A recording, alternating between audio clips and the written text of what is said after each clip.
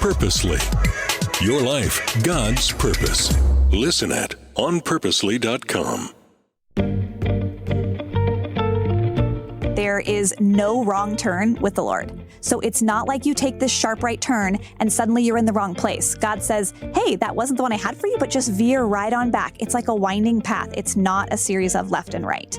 He's going to be right there with you. So the question is, why are you pushing down those ideas that God's putting on your heart?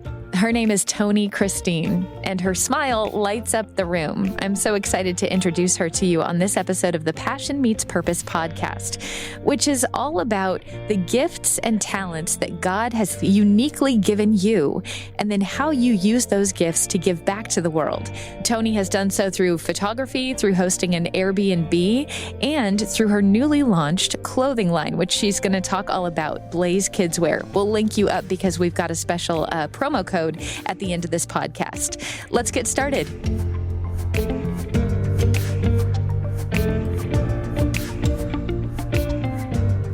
Okay, Tonie, so my guess, I want to know how old you were when you felt that entrepreneurial instinct. Like, my guess is you were still in diapers. Yes. If I could have, I would have sold my diaper, but I probably shouldn't have. And I didn't. But I would say the first business I started was beaded lizards in like the third grade. And it was because another kid wanted the beaded lizard I made. And I said, oh, I'll sell it to you for 25 cents. And then lo and behold, within like 2 weeks, another girl in my class started doing the same thing. So I went out and bought the sparkly beads so that my lizards were better. And I knew kind of then and there, like, oh, this is what I like. I got this really cool satisfaction of like doing something that somebody else thought was really neat. And so that really kind of just followed me through my years. I mean, anything from like a lemonade stand, or in high school, I was like, I'm going to buy clothes and then resell them and things like that. But it really took off in high school when a teacher saw in me that I was helping a friend who's actually, her house burnt down. And her mom was our lunch lady. And back then you had to buy physical prints for your senior photos. And she had lost all of her senior photos that her mom had saved like for months for it to buy. And I was thinking, well, I have a camera. I don't really know how to use it. And it was all film and everything. And I said, let's just go take pictures. And so I did them of her, and about 7 friends lined up behind her and were like, well, why don't you do mine? And I thought, okay, fine. And so my teacher at the time, a marketing teacher, said, Tonie, if you'll get your business license like from the city at 16, like I will give you extra credit. And he did. And then another teacher, my English teacher, said, if you write a business plan, I'll give you extra credit. And she did. So they all kind of jumped on board with me when they heard what I was doing. And it was really wildly exhilarating to be lifted up by teachers in that way too. That's just incredible that they saw that in you and nurtured it to the point where you felt that motivation, because, who doesn't want to get a better grade? Exactly. And my grades were not awesome, to be honest. Like, I wasn't a straight A student. So it was what I needed to pull my grades up to be better. And as a senior in high school, I thought nobody's going to take me seriously as a photographer. And, slowly but surely I did it part-time for all through college. It helped put me through college. I was just shooting on the weekends. I was also working other full-time jobs. I worked for an airline for 5 years. I worked in marketing for a few years. And lo and behold, I started to realize, oh, my photography stuff could bring in as much money as I'm making elsewhere if I really put my heart into it. And so that's kind of the avenue that I started to go. And I said, okay, I'm going to save up enough money that I could do 6 months of all my hard expenses on my own. And then I'm going to go full time so that I have, if I fail in 6 months, I fail. And within the first 3 months, I had almost doubled my own income, just believing in myself enough to keep going. So that was really when I went full-time photography after college, right before I got married. And it was exciting. And I've been doing that now for 14 years. So it's my bread and butter. It's my passion. I love working with brides and grooms and all our couples. And business has just been in my blood, from early on. Not just business, but also, when you're going to be a wedding photographer, you are there on such a mile marking day of someone's life. Yes. And I feel like that gives you an exhilaration. It does. And it's funny how, a lot of, I guess, young women or women could say they were really excited about their wedding day from when they were little. I was like far more excited about other people's. I don't know why, but I've always thought, how people, shape their wedding, who they bring in close with them, how stressed out you can be on a wedding day. I love to take all of that off their shoulders, like the stress. As soon as your photographer walks in, it like starts to feel really real. You're, oh my goodness, this is happening, And so it's fun to be that person that really elevates someone's wedding day. And then you actually shape how somebody remembers their wedding day with photographs. So that's a really big deal. It's a pretty powerful tool. So I've always loved that aspect of being able to really connect with people too on a really stressful day. So you've been doing that, you said bread and butter 14 years. Yes. But you don't like to have one job. No, I don't think I've ever only had one. And part of that was because I couldn't have funded anything, I didn't go into debt to start my business. I really wanted to be able to, say, well, I'm going to buy a camera with this income that I already have. And so I did that. I bought my first camera that way. And I never went into debt over it. I never had to take out a huge, massive loan or anything. I wanted to do it cash. And so I felt like, okay, if this is going to happen, I have to keep working really hard at it. And over the years, it was a very slow burn. For me, it was like, the tortoise and the hare, and I was the tortoise, but I was not going to let something push me back so far that I could never come out of it. So I really had to try to make good decisions about studios and expenses and things like that and grow really, really slow. But in that means I've almost always had two, avenues of income and trying to make ends meet. And then when photography really took off about, 5 years ago, I said, well, what's next for me? What's next? And so I started adding team members to my photography because as a photographer, it's really service-based. You're stuck with just you. There's not a lot of growth. And while that's been amazing, it was a lot of work for what I thought would become photography for the next 5 years. And I don't know, I started thinking about, I had kids in that time, and I started thinking about, do I want to spend more time with them? How can I grow a scalable business that maybe I don't have to be in 24/7, it's all me, all my face. And I love to shop. I love clothing. And so I really honestly feel like out of nowhere, this idea of, well, what if I had a kids' clothing line kind of came to my head, and I pushed it back. I know zero about the clothing industry. I know zero about fashion design, other than there's 4 seasons and stores come out with new clothes all the time. And so I just pushed it back for like 2 years. I just thought, that's a funny thought. That's a funny thought. And I even mentioned it to my husband, like, what would you think? And he was like, well, have you ever done anything like that? I said, no, I've never even worked really in retail and clothes or anything. And it just kept coming up. And I finally felt like, wait a minute, could this be from the Lord? And it finally resonated that maybe this is the reason my heart is still thinking about this 2 years later. So I bought a book on manufacturing, and it's like this age-old book that's from the 80s because there's no other updated versions. And I sat on a vacation and I read it cover to cover on all these terms and topics and something I had zero idea about. And I still feel like I don't really know much about it, even though I read the one book that's out there for it. But I feel like when I really prayed about it and journaled about it, something about it kept coming up. And I thought, okay, Lord, this has to be a prompting from you, because why would it keep coming up? Why would I still have it on my mind? So that is how Blaze Kidswear was born. So now I run and I founded Blaze Kidswear. It's a children's clothing line that is everyday wear for kids ages 6 months to 7 years old. Talk about the name. So the name was born from, actually, part of my photography business was always for the bride who doesn't just walk the aisle, she blazes her own trail. And I feel like what that means to me and how we actually designed the logo for Blaze Kidswear is that it's kind of 2 triangles and it kind of looks like an inverted Z almost. So it's like a pathway of a Z. And my vision for it was in the saying, 2 ships that pass in the night, how they don't actually see each other, but they're there. They can feel the waves from one another. I feel like we could have a huge impact on the community without even knowing it, by a purchase from Blaze Kidswear, by a donation from our 24-hour giving campaigns that we do quarterly, and that impact can have a huge ripple effect.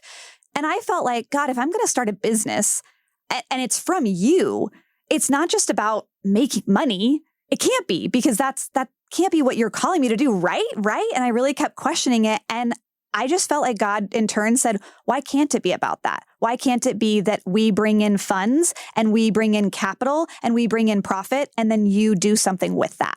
Like, that was a very kind of groundbreaking moment for me, because I felt like, is business from God? Like, am I allowed to feel passionate about growing a business? And I felt like that is where my journal just exploded. I wrote for a few days straight on, okay, God, I'm believing this is from you. And so when the logo kind of started to take shape in my mind and heart, I have pictures of me sketching different Zs, but we want to be able to clear the path and for someone else that you may not even know. So blazing their trail and blazing your own trail is kind of the thought behind where the name came from. And it's clearing a path for someone else where they may face complications, hardship, and they don't even know you, but you have gone before them and you have made way for them and you're making their life easier. And so how does that happen by someone purchasing these adorable clothes, by the way? Thank you. So $1 from every single one of our purchases goes immediately to that fund every quarter. Then on top of it, if we don't hit a certain amount of orders because we're so new, we make an additional donation. And then on our website, all of our followers, all of our customers can nominate a family that is currently going through hardship. So specifically, we want to help people who are facing maybe a sudden eviction, or suddenly they have a death in the family, or they're facing really hard medical hardship, or suddenly bills have amounted and I don't know what I'm going to do. And the crazy thing is, like, in any sphere, there is 1 degree of separation from someone who is facing that. And the really amazing thing is that they can just go nominate them. We vet them quickly by just checking in with them, emailing, calling, and making sure that this family, is really in some sort of dire need, and that maybe $1,000, $2,000 will literally get them through that. And that to me is what's groundbreaking. I can't empty my bank account every single month and give $2,000, $3,000, $4,000, $5,000 to every family that I come across. But what I can do is use the platform I have to say, hey, if you have a Venmo balance of 50 cents that you didn't even know you had, can you transfer that over in this 24-hour giving campaign? And what that 50 cents does, some people give 50 cents. Some people have given 7 cents, and some people have given $200. And it's amounted to almost $7,000 in like our first 8 months of giving. So the incredible thing is watching that ripple effect and how we're taking just small hardships off someone's plate right then. Who is one of your recipients? Well, we actually just chose a new family today. So we're getting in contact with them. It's the Gardner family. And they had a really tragic accident on the Oregon coast. And they were on a family vacation with their 7-year-old, and dad and son were out riding bikes and were hit by a drunk driver. And immediately the 7-year-old was lost, and dad is in ICU in Oregon, not even at home. So imagine if you're that mom, wife, and you're there, you don't even get to bury your child right now. You are still by the bedside of your husband who may or may not make it. And you're supposed to be thinking about like medical bills or funeral costs. Like, I can't really fathom that. And so we just want to take that off their plate. We want to take something small, or maybe it's, it's her hotel stays for the next few nights because they're not even near home. Whatever it is for the next week, we can take something off their plate in mind. And if it's sometimes this dire need that's right now, we go through the person who nominates them because we're able to say, okay, we know this person and they're able to give right back. So we have also in the past helped 2 families, one who a dad was facing a second round of cancer treatment and they thought that his cancer was gone. And they have 2 small children who are going to the hospital daily. Mom has to stay in a hotel nearby the hospital. Groceries are a challenge. So we wanted to pay for an Instacart membership. We wanted to do things like that would just make her life easier in the moment. Maybe we're not taking care of $100,000 medical bills, but the reality is we can alleviate something right now. That right now is a buoy. Yeah. I get that. Wow. One thing that you did during Christmas was you put together stockings for single moms. Yes, we did. I forgot about that, actually. An additional campaign we did just for fun because one of my favorite things at Christmas time is stockings. I love to open them. I love to stuff them for my children. Santa still is the one who stuffs them. And I just thought to myself, man, if my husband or partner wasn't home, like if he was deployed or something, or I was single, I wouldn't even get to have one. And I thought to myself, well, that's a bummer. So what does that look like? I want to stuff a stocking for someone else. So I actually initially reached out to my kind of audience, and you can do this on a small audience. My Blaze Kids Wear account only had like 900 followers at the time. And I said, hey, you guys, what are some of your favorite things that you love to get in your stockings? I'm going to stuff 2 stockings. And then will you tell me, a single parent that you know, write their name, their address, and tell me a little bit about them in a message. Well, I got like 75 messages from people. I know a single parent who's doing amazing, who's giving back in their community. And I just thought, I can't do 75 of these.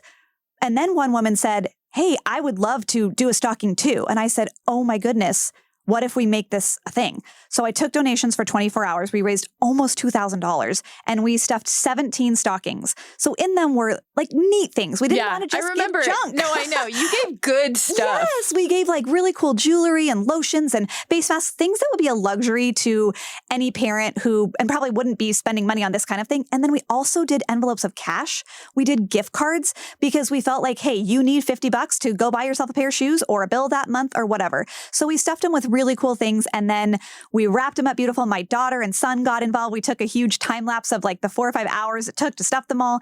And we shipped them out. And it was absolutely incredible because we included a little note saying this is from, like the Blaze Kids family. And we just want you to know we see you, we see how hard you're working. And we wanted to have an impact on your Christmas morning. So save this for Christmas morning.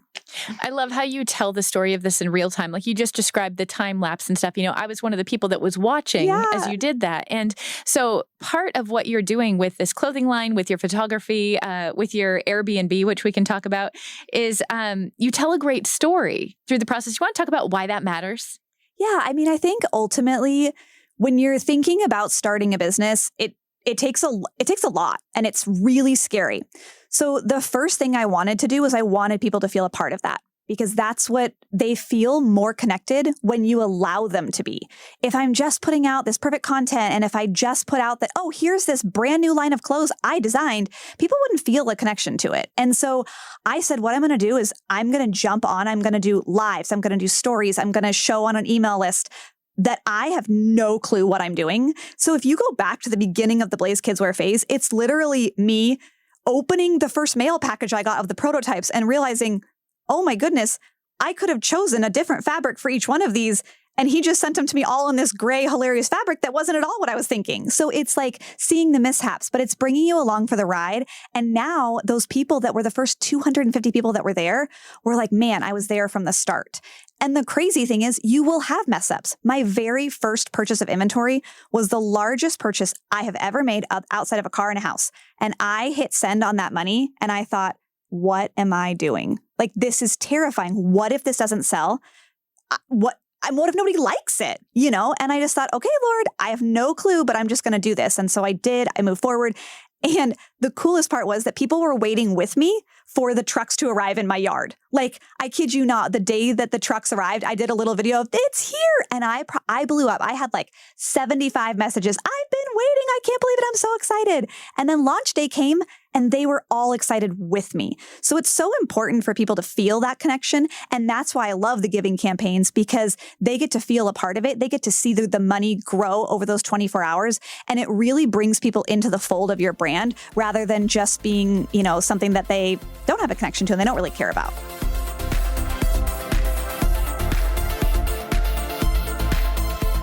The Passion Meets Purpose podcast is made possible thanks to our friends at Northwest University. Ensuring a welcoming spirit for you at Northwest University, your tuition remains lower than all other Christian schools in Washington. And NU is all in on tech.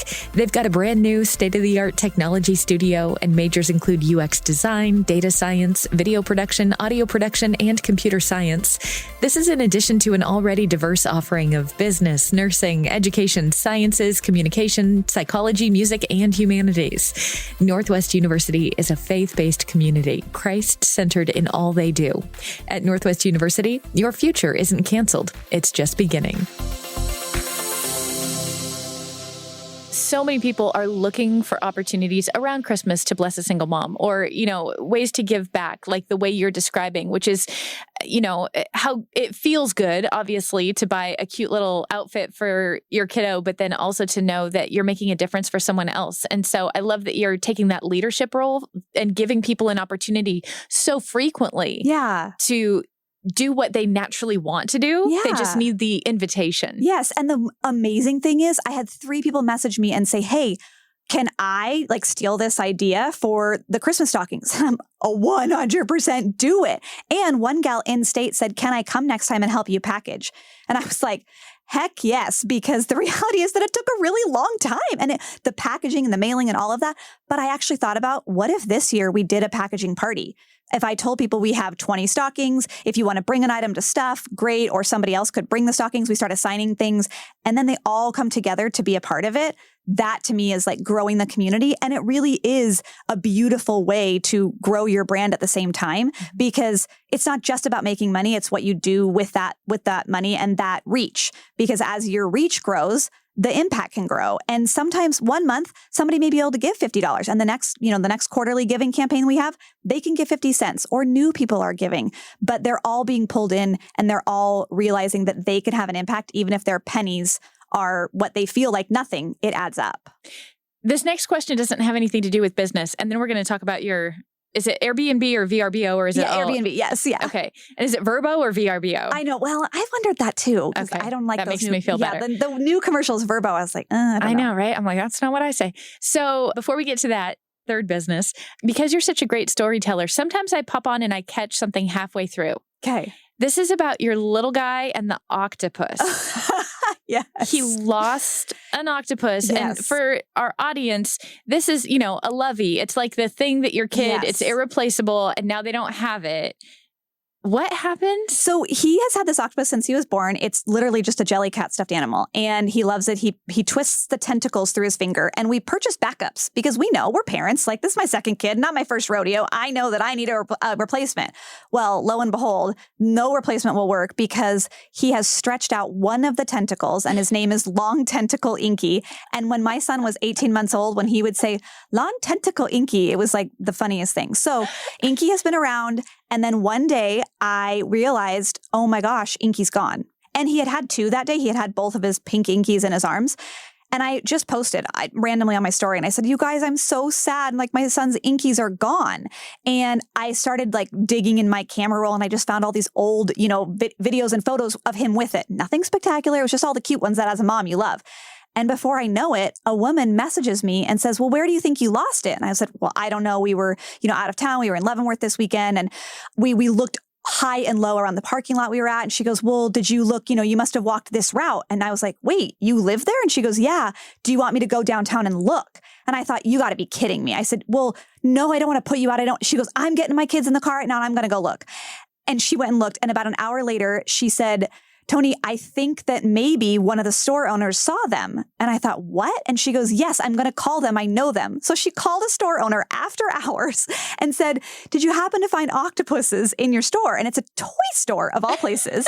And he goes, no, I don't think so. He says, but this is important. Let me run down to the store and find them. He goes down to his store after hours, finds both the Inkies in the store. And then the next day, that person went and picked him up.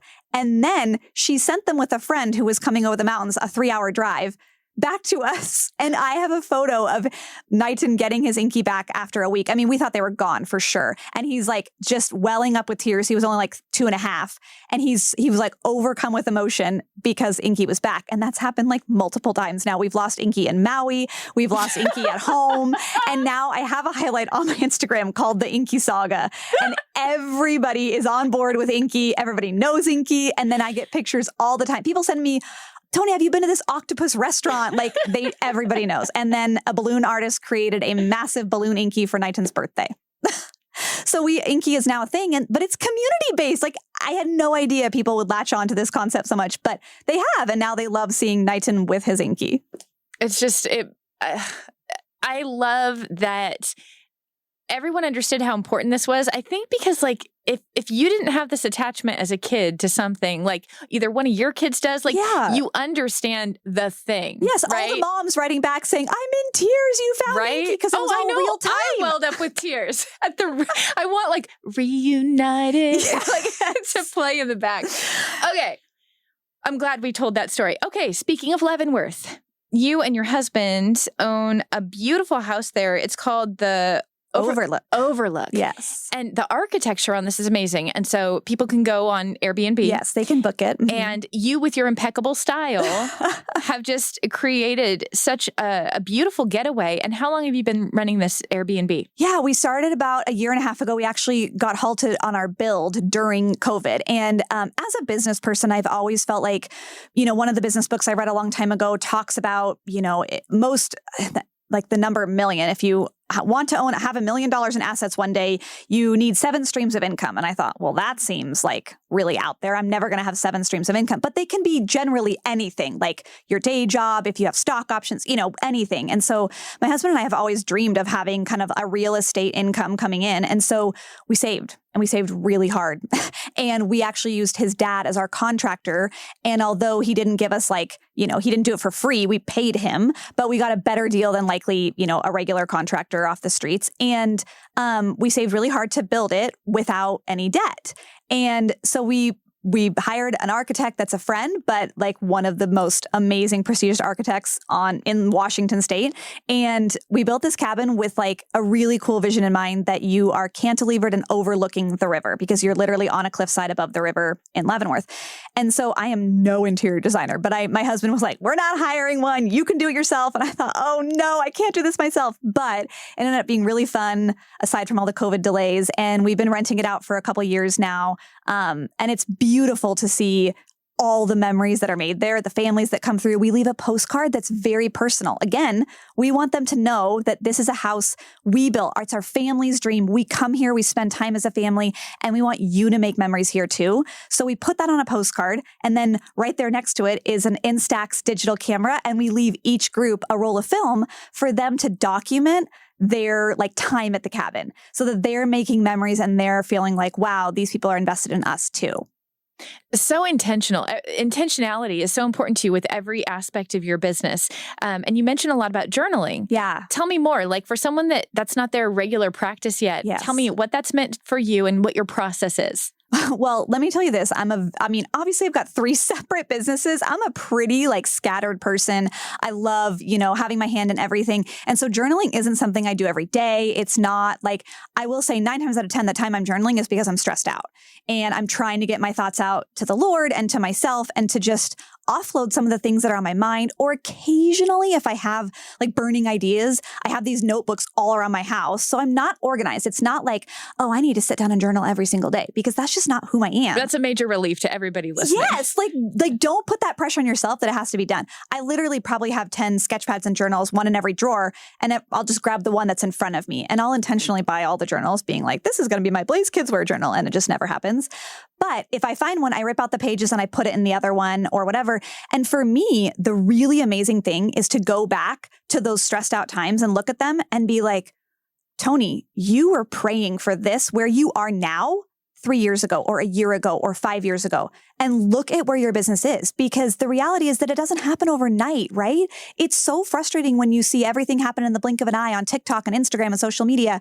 But I'm here to tell you that the slow burn is the better burn and you have to be consistent with it. So Blaze Kids didn't become an overnight sensation. I am still, not turning a great profit. I just know that, okay, Lord, I'm trying to be diligent. I'm trying to make good decisions. And when I'm fearful or when I'm stressed out or when I feel like sometimes the devil even kind of, starts to take my confidence away, I journal and I say, okay, Lord, but where do you want me to go? And even though I may not have the answer right then, I can go back to literally 3 weeks ago and look at those journal entries and be like, whoa, Lord, you answered that. And one of my favorite things to tell people is if you're not a journaler, all you need to do is go get a round of butcher block paper or the brown paper, even at Home Depot, hang it on a pipe and pull it down on your wall. And I write out random goals on it. That's I want to redo our Airstream by this date, or one day I want to own a cabin, or one day I want to, hit the $10,000 threshold for the family that we're giving. Right now, our threshold we're giving about $2,000 each campaign. I can't wait to hit 10,000. But I'm not going to remember that was a goal of mine if I don't write it down. So I've got this big butcher paper in my bathroom or in our bedroom. And a lot of people, the idea actually sprang from a friend who he writes in Sharpie on his white bathroom walls. And then every 5 years they paint over it. But they take pictures of it. And it's just think of a creative way that will work for you. If it's sticky notes, it's sticky notes. Whatever it is, write your heart's desires on there and where you want to be in the next few years, because what's going to happen is you're going to see God and the provision, and you're going to see miracle after miracle and little point after point happen. And it keeps you encouraged in the times where you're completely stressed and you're hitting rock bottom and you think, I can't do this anymore. What's one of the ways that you and your husband encourage each other on these, stay in line with each other's goals and support each other? Yeah, absolutely. I mean, like any relationship, you're going to have bumps in the road. But the really cool thing is that Eric from the start has been my biggest cheerleader. He has said to me, I don't understand why you're not doing this full time. When we were dating and engaged, and I was like, well, I'm just scared. And so he kind of always has had this unique blind confidence in me. And I'm like, okay, yeah, if he's confident in me, I can do it. So when you have this disbelief in yourself and you have somebody like a best friend or someone who can say, wait a minute, you are really good at this. This is what God's calling you to do. Because like I said earlier, a lot of times I felt like, how could God be calling me to a business? That doesn't seem very Christ-like.